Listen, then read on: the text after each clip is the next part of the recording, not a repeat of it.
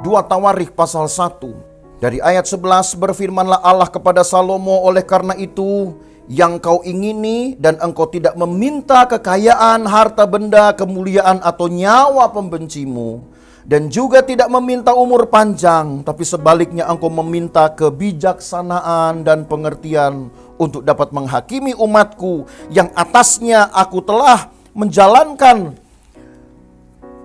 engkau, maka kebijaksanaan dan pengertian itu diberikan kepadamu. Selain itu aku berikan kepadamu kekayaan, harta benda, dan kemuliaan. Apa yang Salomo minta bukanlah apa yang mungkin orang seringkali secara umum, secara mayoritas orang minta. Kita seringkali mendahulukan apa yang menyenangkan buat kita, apa yang bahkan bisa kita habiskan. Tapi Salomo tahu permintaan yang bijak, yang mungkin tidak akan ada habisnya, tetap bisa menolong orang, tetap bisa bahkan membangkitkan orang lain, menghidupkan orang lain, yaitu meminta kebijaksanaan dan pengertian. Maka ketika Tuhan memberikannya, percayalah saudara, itu bukan karena Salomo meminta detik itu, tapi karena tahun-tahun yang Salomo sudah habiskan itu ketika dia belajar dari ayahnya Daud. Itu sebabnya Salomo pun bisa menuliskan beberapa Amsal, karena dia juga belajar dari ayahnya Daud sang pemazmur. Bisa bahkan menuliskan nyanyian-nyanyian agung di dalam Kidung Agung, karena dia juga belajar dari ayahnya sang pemazmur. Dan itu menunjukkan ada tahun-tahun di mana Salomo merenungkan firman Tuhan, merenungkan hidupnya sebagai satu kesempatan untuk dapat menempuh hidup di jalan Tuhan.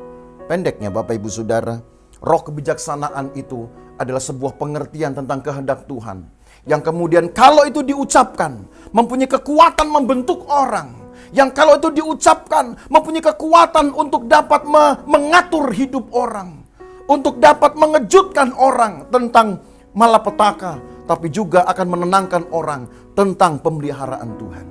Itu harus menjadi kemampuan dari orang-orang Kristen. Saudara dan saya, umat Tuhan, kita mungkin berkata saya orang biasa. Dia tidak berkata, tidak pandai berucap, tidak pandai untuk bernarasi, tidak pandai untuk bersaksi. Kalau ada kemauan, Allah bahkan bisa membuat mulut kita meyakinkan orang, karena Tuhan yang punya firman. Kita hanya dipinjam mulutnya, saudara. Maka marilah kita jalani hidup ini dengan teliti.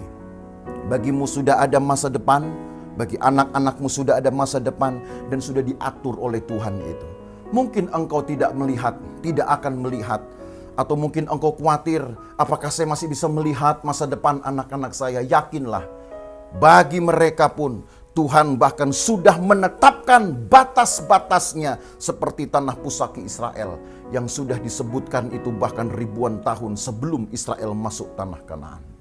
Yang kedua, jangan pernah menganggap firman Tuhan adalah beban bagi hidup kita. Firman Tuhan itu harus menjadi kecintaan kita. Jangan membuat beban itu karena pikiran kita sendiri.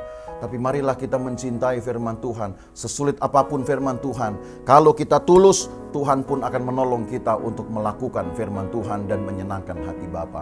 Yang terakhir adalah mari kita miliki roh kebijaksanaan.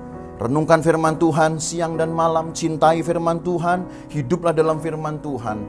Maka pelan-pelan Tuhan yang akan menumbuhkan di dalam pikiranmu satu kekuatan akan kebenaran firman, satu kekuatan akan pengertian tentang Tuhan. Dan kalau engkau mengucapkan, tidak perlu bahasa-bahasa yang teratur, tapi bahasa yang kuat disertai kuasa Tuhan, itu pun dapat menenangkan orang, itu dapat menyelamatkan orang, itu dapat menolong orang, dan sebaliknya juga dapat menghukum orang kalau orang sedang berbuat jahat kepadamu. Tuhan kiranya menolong kita Bapak Ibu Saudara.